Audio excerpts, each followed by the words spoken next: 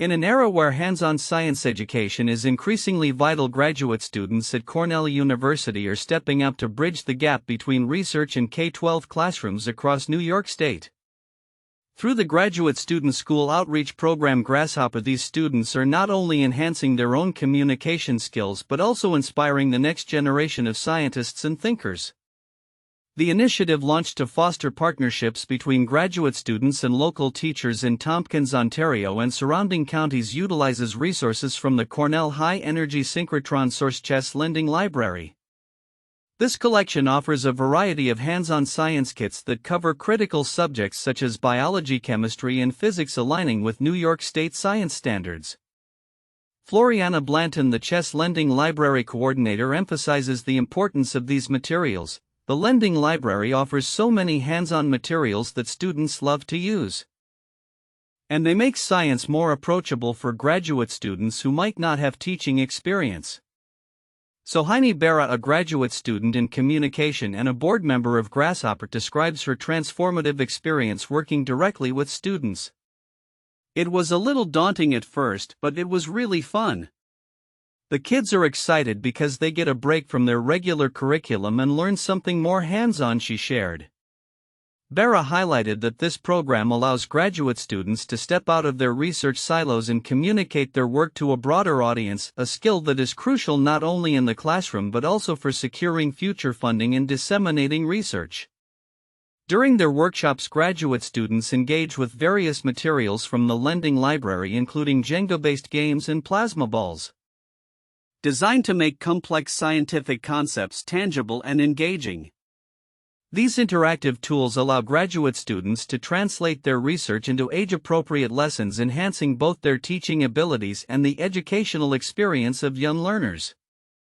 Analyzing and interpreting data, engaging in argument from evidence, studying structure and function, identifying cause and effect, these are concepts Cornell grad students use all the time, Blanton explained. The impact of GRASSHOPR extends beyond individual lessons. It fosters a deeper connection between Cornell and local schools, ensuring that cutting-edge research reaches young minds in meaningful ways. By providing teachers with innovative tools and strategies, the program creates lasting benefits for both students and educators. It's inspiring to meet real researchers and see what a career in STEM or humanities might look like, Bera noted, adding that for graduate students, this outreach is an opportunity to share their passion for science with the next generation. Funded through the Cornell Laboratory for Accelerator-Based Sciences and Education class, GRASSHOPR is part of the broader mission of Cornell's David M. Einhorn Center for Community Engagement. As the program continues to develop, it promises to not only enrich K-12 education but also to cultivate a new generation of scientists who are well-versed in both research and communication. Looking ahead, the success of this initiative may serve as a model for similar outreach programs nationwide, emphasizing the importance of hands-on learning and fostering a scientific mindset among young students. As graduate students gain valuable teaching experience and K-12 students become inspired by real-world applications of science, the future of STEM education appears brighter than ever. Misinformation surrounding COVID-19 vaccines has once again made headlines, particularly with a recent post circulating on social media that falsely claims former President Donald Trump has issued a ban on mRNA vaccines. The post, which has gained traction on platforms like Facebook, alleges that Trump has ordered mass arrests of vaccine manufacturers and is preparing military tribunals against those he accuses of crimes related to the pandemic. This claim, however, has been thoroughly debunked. The troubling post, titled "Breaking News: Trump Strikes Back, Death Penalty for mRNA Crimes Now on the Table," was initially published on February 26, 2025. It asserts, among other things, that prominent figures in the vaccine development sphere, including Bill Gates and Dr. Anthony Fauci, are being targeted under this purported new directive. The misinformation echoes long-standing conspiracy theories about vaccines being used for control and depopulation purposes. Fact-checking organizations including AFP Fact Check have confirmed that as of now, there are no executive orders or legislative measures in Congress that would criminalize the use of mRNA vaccines. In fact, Trump had previously praised these vaccines during his presidency, highlighting their rapid development and deployment as key achievements in combating the pandemic. Moreover, vaccine policy experts have stated that there are no bills in Congress aimed at banning mRNA vaccines, underscoring the baseless nature of the claims being circulated. To make using the vaccine a criminal offense, Congress would have to pass an act and President Trump would have to sign it, said a vaccine policy expert in a recent interview. This lack of legislative action further emphasizes the falsehood of the social media post. In addition to this misinformation, Trump's administration has taken actions related to vaccine policies, albeit in a different context.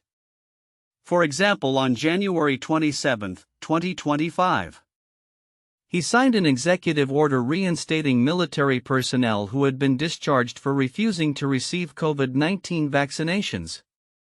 On February 15, 2025, he also prohibited educational institutions from requiring COVID-19 vaccinations for attendance. The spread of these misleading claims illustrates the challenges posed by vaccine misinformation, particularly in a climate where public trust in health measures is crucial. As social media continues to serve as a conduit for misinformation, it remains imperative for individuals to seek out verified information from reputable sources. As we move forward, it is essential to foster a culture of transparency and education surrounding vaccines, especially as the world grapples with ongoing health challenges. Officials and health experts are encouraged to proactively address misinformation to mitigate its impact on public health initiatives.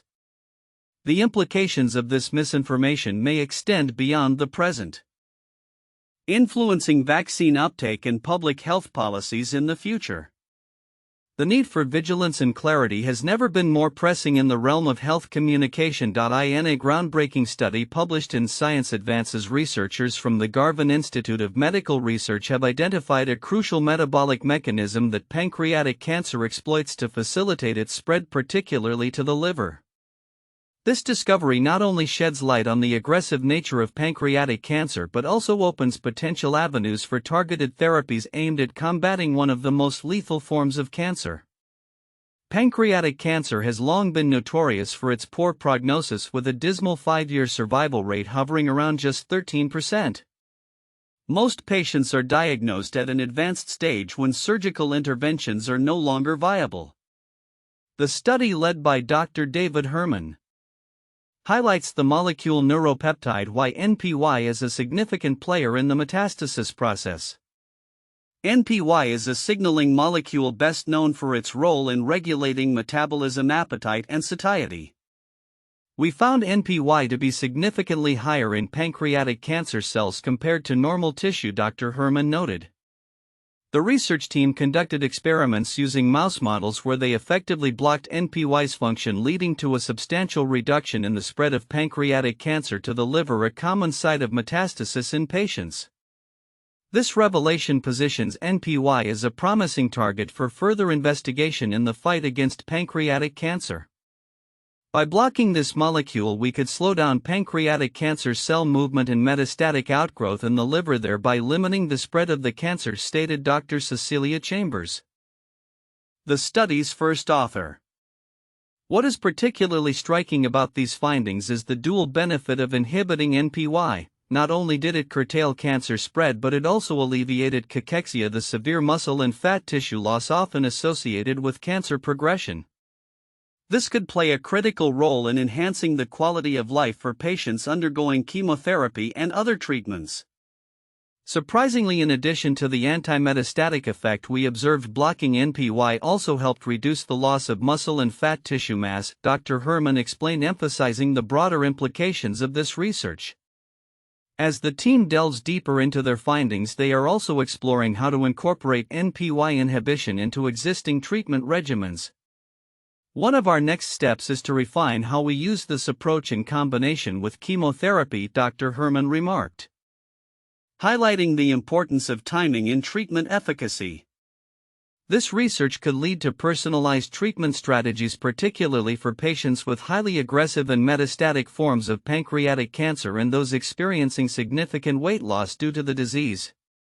In light of these promising results, the researchers are developing an antibody designed to neutralize NPY's effects, which they are currently testing in mouse models and patient-derived tissues. The potential for clinical trials looms on the horizon as the team aims to optimize their approach for real-world applications. The implications of this research extend beyond the laboratory as they offer hope for improved outcomes in a disease that has long challenged medical science. As the understanding of pancreatic cancer's metabolic vulnerabilities expands, it paves the way for innovative treatments that could transform patient care. With the ongoing work to refine therapeutic strategies and the promise of clinical trials, the fight against pancreatic cancer may soon take a significant leap forward, bringing renewed hope to patients and their families. In recent discussions within the artificial intelligence AI community, skepticism regarding the trajectory of current AI models towards achieving artificial general intelligence (AGI) has become increasingly pronounced. Despite substantial investments from tech giants, a significant portion of AI researchers doubt that the existing models will reach human-level capabilities, as highlighted in a recent survey conducted by the Association for the Advancement of Artificial Intelligence (AAAI). The findings of this survey, involving 475 AI researchers, reveal that approximately 76% believe it is unlikely or very unlikely that scaling up existing techniques will yield AGI.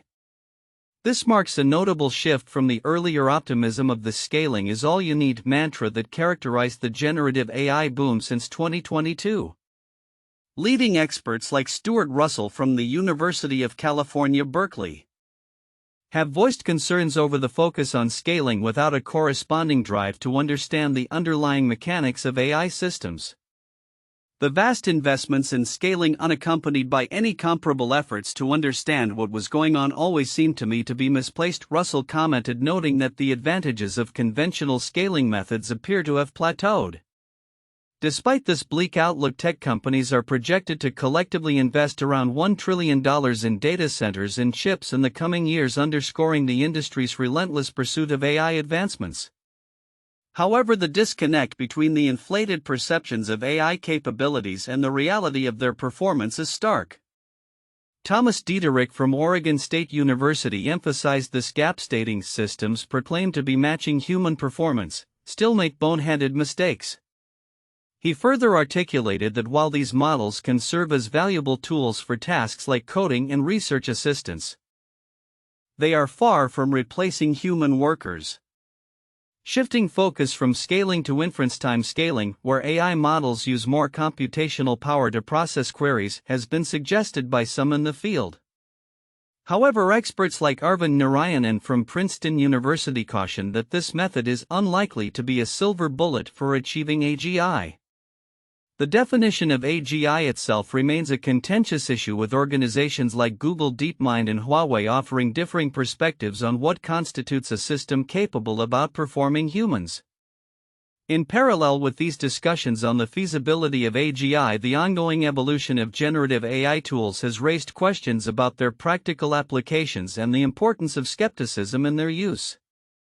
At the recent South by Southwest conference, Carnegie Mellon University computer scientists Sherry Wu and Martin Sapp emphasized the necessity of critical engagement with AI outputs, despite their conversational capabilities.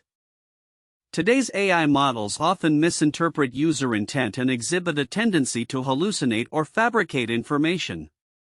Sapp noted that these inaccuracies can undermine trust, as the models may deliver incorrect answers with a false sense of confidence.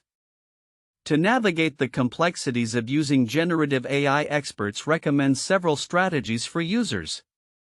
Clear communication of prompts is essential, as AI models frequently misinterpret non-literal language. Additionally, verifying the accuracy of AI-generated content against reliable sources is crucial, especially in sensitive fields like law and medicine, where errors can have significant consequences. The recent foray into AI by government officials further illustrates the growing reliance on these technologies.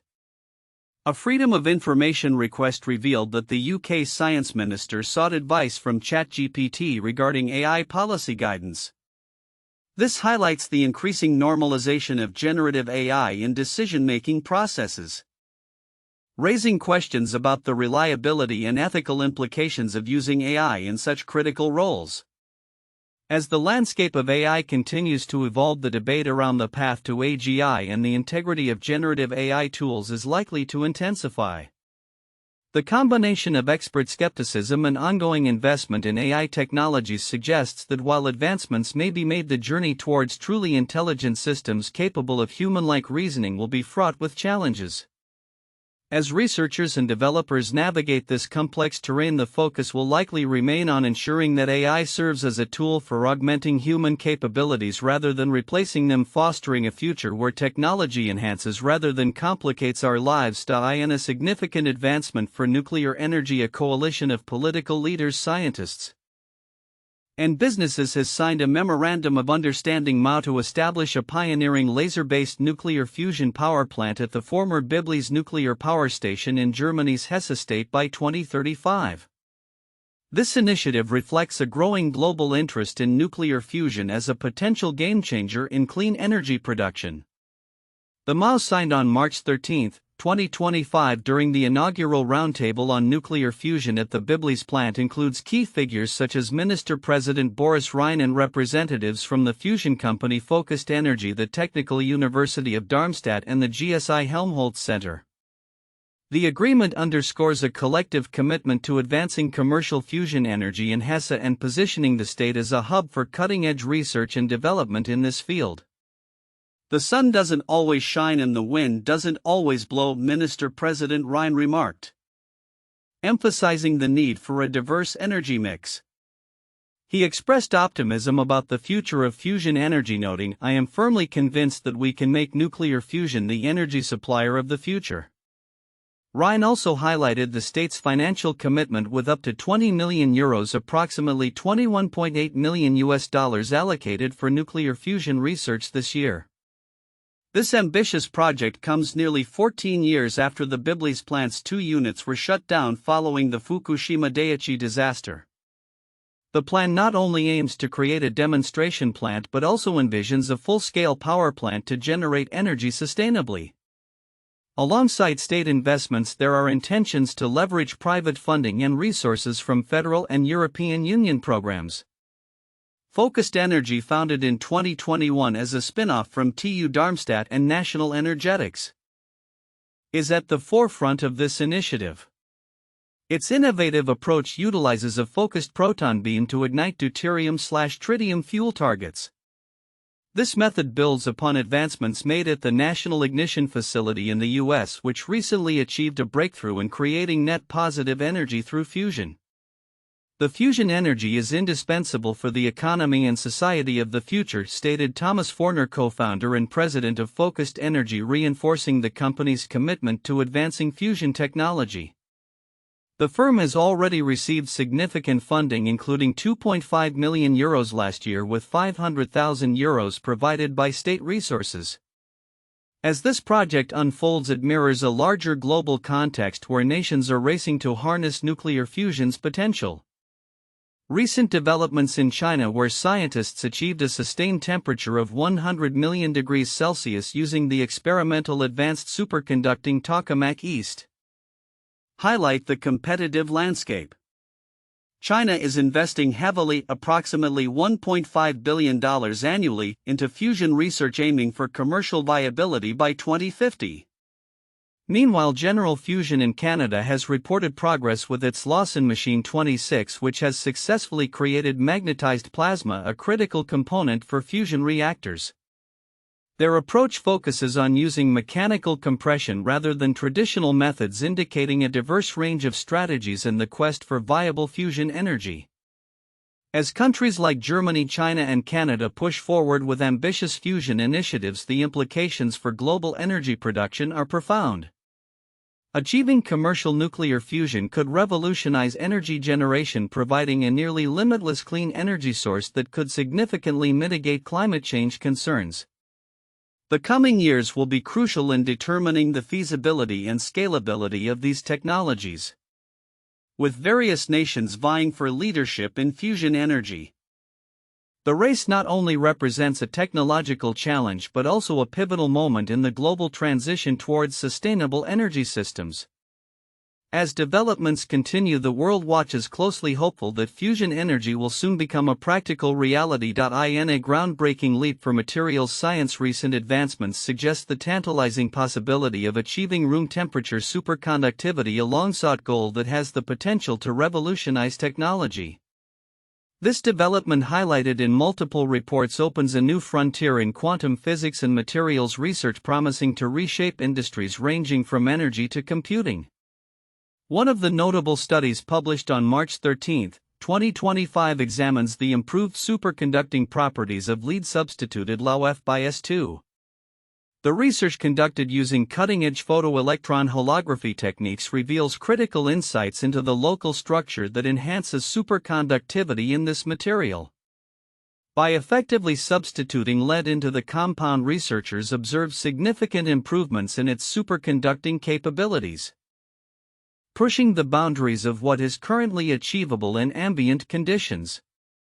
This finding is particularly significant as it aligns with the broader quest for materials that can conduct electricity without resistance at higher temperatures, thereby reducing energy losses and enhancing efficiency. Meanwhile, Zero Point Cryogenics has announced the development of a patent-pending technology known as the phase separation refrigerator. This innovative continuous cryostat operates at a chilling 500 millikelvin, providing researchers with new tools to explore quantum phenomena. Such advancements are crucial for the practical application of superconductors, as they often require extremely low temperatures to function effectively.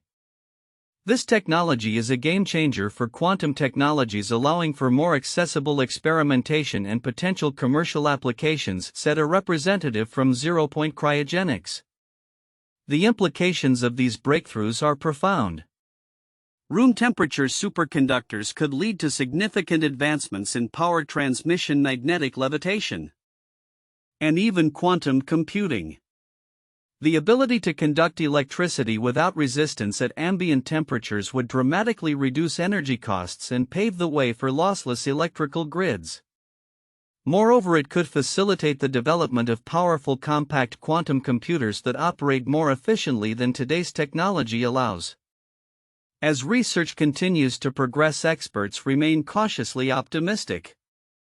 Achieving room temperature superconductivity is not merely a technical challenge, it involves unraveling complex interactions at the atomic level. While the latest studies mark a promising step forward, many questions remain unanswered regarding the stability and scalability of these materials for commercial use. Looking ahead, the focus will likely shift to further experimental validation and the exploration of various material compositions that could yield similar results.